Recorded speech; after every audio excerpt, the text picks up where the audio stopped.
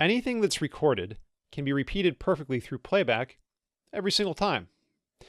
While a song will always differ slightly from live performance to live performance, in a recording, every playback is identical.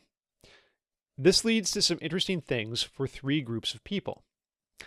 For listeners, repetition raises the expectations that this is exactly how a piece should be, mistakes and all, including any defects on the recording media itself. Through repetition, the listener is conditioned to expect that a live concert will perfectly reproduce exactly what they've listened to, and it gets really awkward when it doesn't.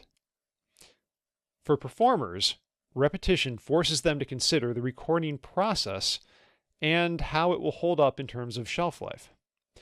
Greater scrutiny on the part of the listeners in the form of repeated listening means that greater care must be taken to minimize errors in the recording process and make a perfect recording that can be reproduced live. This is a really vicious feedback process, as it's not realistic in any way. Additionally, the ability to study recordings has led to a marked increase in performers who are just emulating the mannerisms and inflections of other performers, leading to sterile, standardized performances that border tediousness. For composers, the issue of repeatability is a mixed bag.